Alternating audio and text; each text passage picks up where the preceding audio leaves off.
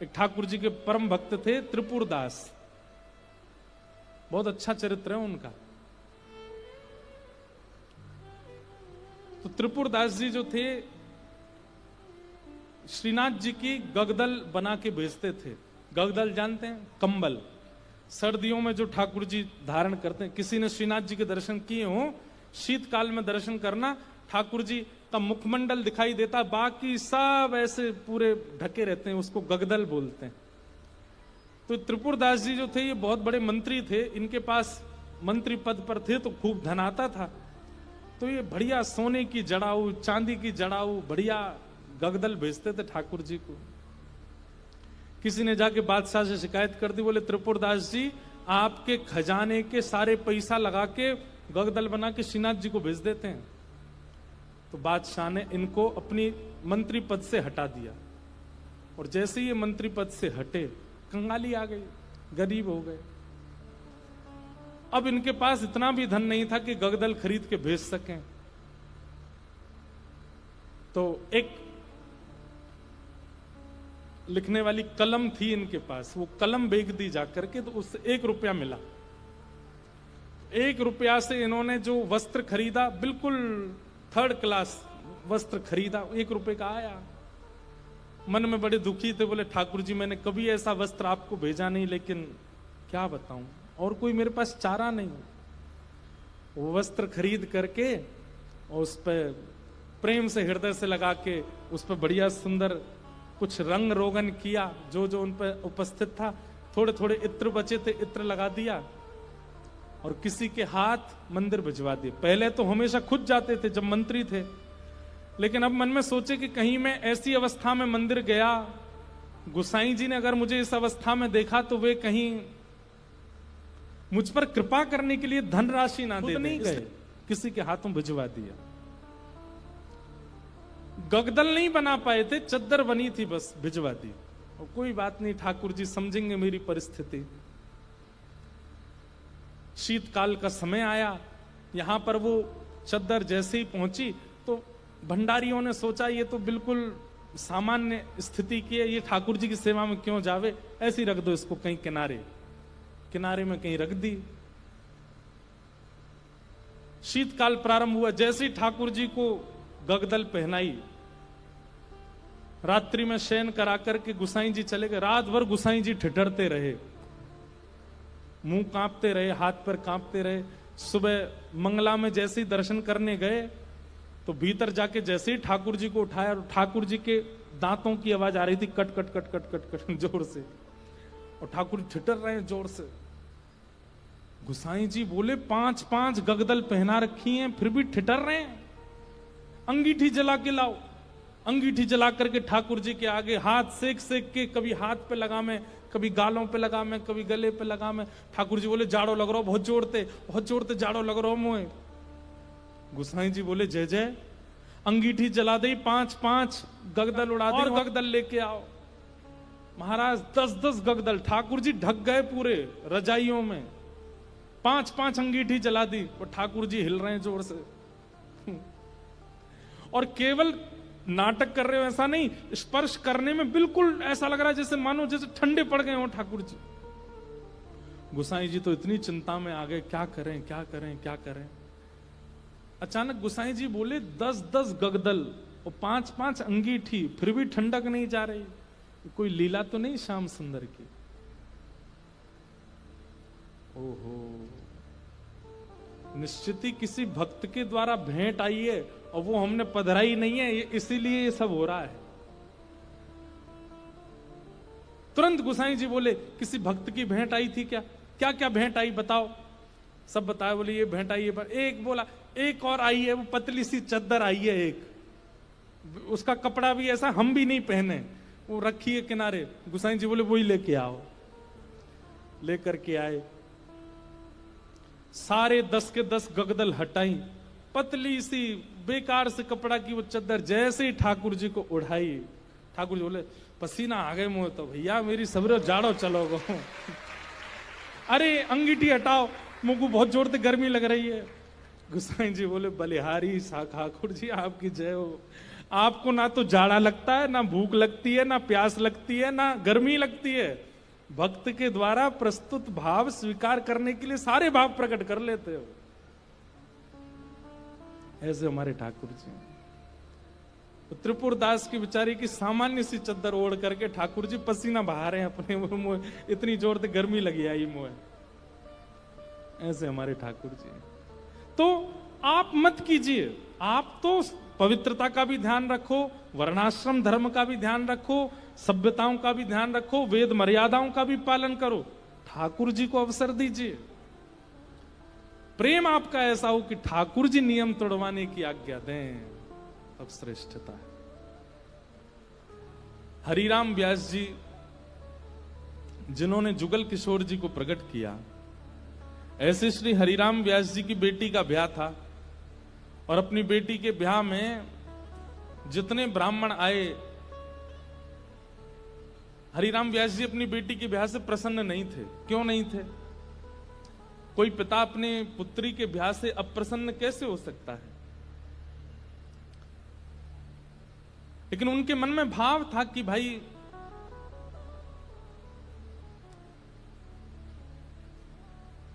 वृंदावन से बाहर क्यों जा रही हो? अपनी बेटी से कह रहे थे कि भाग्य होता है तब वृंदावन प्राप्त होता है, और तुम ब्याह करके अपने पति के साथ विदा होकर के वृंदावन से बाहर जा रही हो, ये मुझे अप्रिय लग रहा है। बेटी ने कहा, पिताजी ये तो स्वभाव है कि बेटी को बाहर जाना ही पड़ता है, और बाहर कहां, जहां पति का घर है वहां जाना पड़ेगा।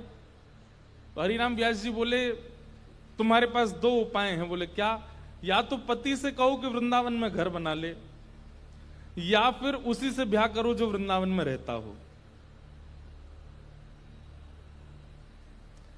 पुत्री बोली, पिताजी अब सब बातें हो चुकी हैं और हमें भी जिससे ब्याह हो रहा है वो हमको बड़ा प्रिय है, अब हो जाने दो ब्याह, ठीक है आते रहेंगे वृंदावन। तो इस बात से इतने नाराज हो गए हरिराम व्यास जी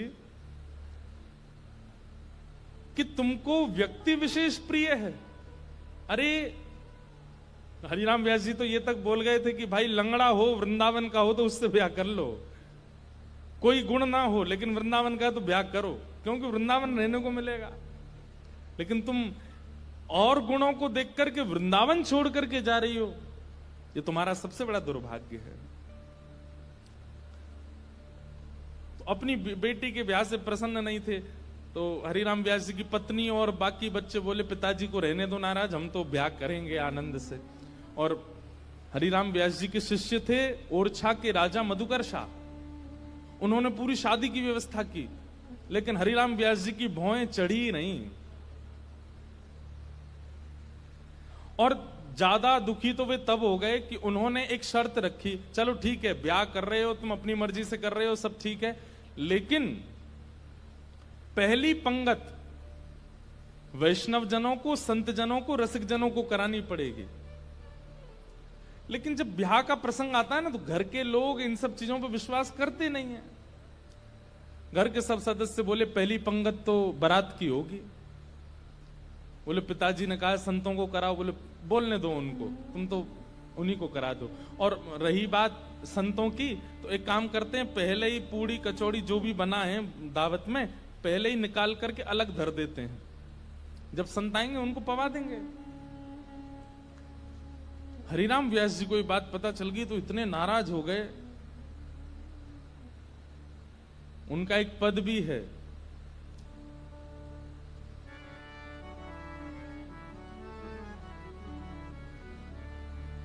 संतन सौ अधिक समधि प्यारे। बोले संत इतने प्रिय नहीं है, वो समधि बहुत ज्यादा अच्छा लगता है, उसको तो गरम गरम खवा रहे हैं और संतों के लिए अलग निकाल दिया है। बड़े नाराज हुए, बोले संतों का अपमान कर रहे हो। बेटी बोली, पिताजी मेरा ब्याह है, आप बिल्कुल खुश नहीं हो। बोले मुझे खुशी करानी है तो वृंदावन से बाहर मत जाओ। ब्राह्मण लोग आए जो ब्याह पढ़ा रहे थे, तो हरिराम व्यास जी बड़े विद्वान थे, तो ब्राह्मण आकर के बैठे, सबने बैठ करके हरिराम व्यास जी से वार्ता की। तो ब्राह्मण सब बोले, व्यास जी कोई अच्छी बात सुनाओ।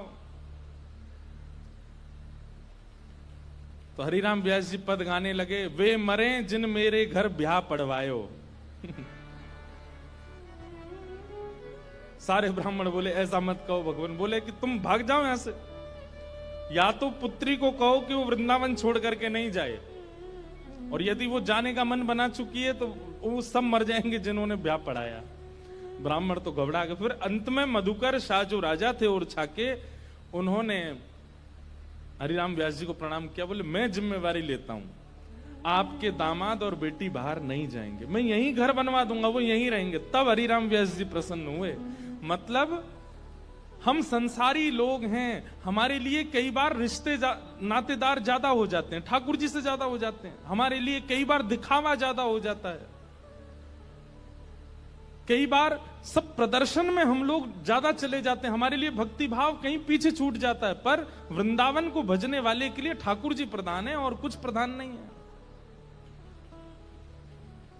इसलिए वहां धर्म प्रधान नहीं है, प्रेम प्रधान है।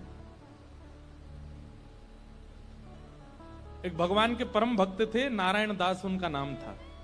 बहुत ध्यान से सुनना। नारायण दास जी को भी वृंदावन से बहुत प्रेम था, और वृंदावन का प्रेम उन पर ऐसा चढ़ा कि वो गोपी भाव में रहने लगे। और कैसा गोपी भाव? श्रृंगार कर लेते, बिंदी लगा लेते, मांग में सिंदूर भर लेते, बड़े बड़े केश कर लिए थे, पैरों में नूपुर पहनते, हाथों में चूड़ियां पहनते और लहंगा पहन करके और बढ़िया सुंदर श्रृंगार करके किसी के सामने नहीं जाते थे।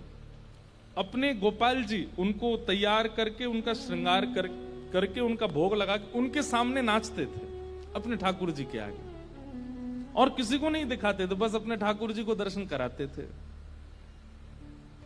नाचते थे, गाते थे, रिझाते थे, और फिर नाचते नाचते फिर प्रसादी सिद्ध करते, प्रसादी सिद्ध करके फिर राजभोग करा देते, व्यारू करा देते, कलेऊ करा देते, ठाकुर जी के अष्टाम लीला करते, अष्टयाम भोग धराते। लेकिन नृत्य और गायन ये दो सेवा नहीं छोड़ते थे। लेकिन धीरे धीरे वैष्णवों ने उनको देखना, ढूंढना शुरू कर दिया। लोग उनकी कुटिया में जाने लगे, तो वैष्णवों को तो वो बैठने देते थे। बोले आप सब तो ठाकुर जी के समान हो, आपके सामने तो मैं नाच सकता हूं। सब लोग इधर देखो, ध्यान से, आवाज आ रही है हमारी? नृत्य कर रहे थे। नृत्य की ख्याति ऐसी हुई कि एक बार एक बहुत श्रेष्ठ नृत्य करने वाला व्यक्ति आया, और उसको किसी ने कहा कि भाई हमारे यहाँ एक साधु हैं, वो किसी के आगे नृत्य नहीं करते, ठाकुर जी का, एक बार उनके नृत्य देख लो आप। तो बहुत बड़े नृत्य करने वाले ने जब उनका नृत्य देखा तो वो बोला कि महाराज, मैं बड़े बड़े दरबारों में जाकर के नृत्य करता हूं, ऐसा नृत्य मैंने आज तक नहीं देखा। सब लोगों ने कहा, बोले भैया ये ठाकुर जी के लिए नृत्य करते हैं। लेकिन उस नृत्य करने वाले ने किसी बादशाह को खबर करा दी कि वृंदावन में एक महात्मा है, और बोले वो गोपी बनकर के अपने ठाकुर जी के आगे नृत्य करते हैं और गाते हुए नृत्य करते हैं, ऐसा नृत्य मैंने आज तक नहीं देखा। बादशाह के तो मन में आ गई कि मुझे उनका नृत्य देखना है, और प्राचीन काल के राजाओं के मन में आ जाए और वो ना मिले तो वो तो मारने तक आतुर हो जाते थे। उन्होंने अपने सैनिकों को भेज करके कहा कि आपको नृत्य करने के लिए बादशाह ने बुलाया है, या तो चलिए, और अगर आप इनकार करोगे तो आपकी कुटिया जला देंगे, आपके ठाकुर जी छीन लेंगे, और फिर कभी नृत्य करने लायक बचोगे नहीं। ऐसी स्थिति पड़ गई। रोने लगे अपने ठाकुर जी के आगे। बोले नाथ, मेरा नृत्य किसी और को रिझाने के लिए नहीं है, ये मैं कैसी स्थिति में आपने डाल दिया हूं। अगर जाता हूं तो मेरा नृत्य, मैं नृत्य को प्रसाद के रूप में प्रस्तुत करता हूं, वो झूठा हो जाएगा। कोई और अगर उसका आस्वादन करेगा तो वो फिर उच्छिष्ट हो जाएगा, और उच्छिष्ट वस्तु आपको कैसे पधराऊंगा दोबारा। और यदि नहीं जाता हूं तो कुटिया जला देंगे, आपको छीन लेंगे, राजा है, ताकतवर है, उसके आगे मेरी चलेगी नहीं।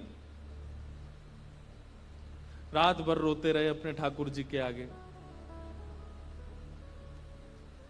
इतने में ठाकुर जी स्वप्न में प्रकट हो गए। और स्वप्न में प्रकट होकर के ठाकुर जी बोले, तुमको वहां नृत्य करने में दिक्कत क्या है? बोले, मैं आपके सामने नृत्य करता हूं बस। तो बोले, हमको ले चलो, हमें वहां बैठा देना, हमें देखते देखते नाच लेना, राजा को भूल जाना। तब वो कहते हैं, बोले कि महाराज वो स्थान आपके लायक नहीं है, वो राजा है, वो मांस भी खाता है, मदिरा भी पीता है, ना जाने कैसे कैसे उसके आचरण है, उसका स्थान कैसा है, वहां पर नृत्यांगनाएं आती हैं, ना जाने कैसे कैसे वहां पर व्यवहार होते हैं, वहां मैं अपने ठाकुर जी को लेके नहीं जाऊंगा। ये वैष्णव का स्वरूप होता है, वो अपने ठाकुर जी के आगे प्रदर्शन को आगे नहीं करता, वो अपने ठाकुर जी की सेवा के आगे एक बार को बड़े से बड़े उत्सवों का त्याग कर देगा, बड़े से बड़े उपाधियों का त्याग कर देगा, लेकिन अपने ठाकुर जी को ऐसे ही कहीं बेक नहीं देता। बोले, ये तो नहीं चलेगा, आपको लेके तो नहीं जाऊंगा मैं। तब भगवान बोले, तो फिर नहीं जाओगे तो ये लोग तुम्हारे कुटिया उजाड़ देंगे। तो फिर वो बोला, आप इतना भी नहीं कर सकते तो फिर काय बात के भगवान, आज तक मैंने आपसे कुछ नहीं मांगा, लेकिन इसका समाधान बताओ मैं कैसे करूं। तब भगवान बोले, देखो तुमने अपनी गली में तुलसी की माला पहनी है और ये तुलसी मेरा ही स्वरूप है, तो तुम मुझे तो नहीं ले जाओगे, लेकिन ये तुलसी माला तो पहन के जाओगे। इनको तुम एक सिंहासन पर पधरा देना और इनको मेरा ही रूप मान करके, मुझे अनुभव करके, मेरा आभास करके तुम वहां नृत्य कर देना। नृत्य भी हो जाएगा, मेरे सन्मुख भी हो जाएगा और तुम्हारा बात भी बनी रहेगी। नारायण दास जी बोले, भगवान पक्का ना ये तुलसी आपका ही? बोले, पक्का 110% मेरा ही स्वरूप है, जाओ। नारायण दास जी गए और राजा के यहां जाकर के बोले, महाराज मैंने गले में जो ये माला पहनी है बड़ी तुलसी की, इसके लिए मुझे एक आसन दे दो, मैं इनको पधरा करके फिर नाचूंगा, नहीं तो ये तो विक्षेप डालेंगे। पधरा करके आसन पर और जैसे नृत्य करने लगे, उनके मन में कदापि ये भाव नहीं आया कि ये तुलसी हैं, ये केवल माला हैं। यही सोचने लगे श्याम सुंदर हैं। श्याम सुंदर विचार करके जब घूमने लगे नृत्य करते करते, तो हर घूमने के बाद एक बार देखते, और जब द्रुत गति से घूमने लगे, चक्र लेने लगे, लेते लेते लेते उनको वहां तुलसी नहीं, साक्षात सचल त्रिभंग लली श्याम सुंदर दिखने लगे। आज तक अपनी कुटिया में नृत्य किया था तो कभी ठाकुर जी ऐसे प्रत्यक्ष प्रकट नहीं हुए, लेकिन आज उस दरबार में ठाकुर जी प्रत्यक्ष प्रकट हो गए। क्यों? उनकी भावना से रीझ करके ठाकुर जी प्रकट हो गए, और जैसे ही ठाकुर जी प्रकट हुए, वो चक्र लेते लेते लेते लेते लेते वहीं उन्होंने प्राण त्याग दिए और ठाकुर जी में विलीन हो गए। नारायण दास कहने का अभिप्राय क्या? वृंदावनियों को और वृंदावन भजने वालों को कई बार व्यवहार प्रधान नहीं होता, उनके लिए धर्म प्रधान नहीं है, उनके लिए अर्थ प्रधान नहीं है, उनके लिए काम प्रधान नहीं है, उनके लिए मोक्ष भी प्रधान नहीं है, उनके लिए केवल प्रेम प्रधान है। हमारे आप लोग जाएंगे तो आप क्या कहेंगे, कहां जा रहे हो? बोले, बरसाने जा रहे हैं, राधा रानी का दर्शन करने। लेकिन अगर कोर ब्रजवासी से पूछोगे कहां जा रहे हो, बोले बरसानो जा रहे हैं लाडली जी को दर्शन करवे। क्या बोलेंगे? लाडली जी। क्यों? प्रेम प्रधान हो जाता है, वहां पर भगवत तत्व की बात नहीं करते। कोर वृंदावनवासी से पूछोगे, आपसे पूछे कहां जाओ, राधा रमण जी दर्शन करने जा रहे हैं, पर बिल्कुल वृंदावनवासी होगा तो बोलेगो श्री लालजू को दर्शन करवे जा रहे हैं। और एक और बात बताऊं, और ज्यादा उपासक वृंदावन के, वो क्या बोलेंगे? श्री जी को दर्शन करवे जा रहे हैं। श्री जी, हमारे वृंदावन में ठाकुर जी को भी श्री जी बोलते हैं, किशोरी जी को भी श्री जी, ठाकुर जी को भी श्री जी। श्री जी बोलते हैं तो समझो युगल का नाम बोला गया है, अकेली किशोरी जी नहीं है श्री जी। श्री जी माने ठाकुर जी और किशोरी जी दोनों। श्री माने राधा रानी और जी कौन है? बोले लाल जी, श्री जी। वृंदावन में प्रेम प्रधान है, धर्म अर्थ काम और मोक्ष नहीं है।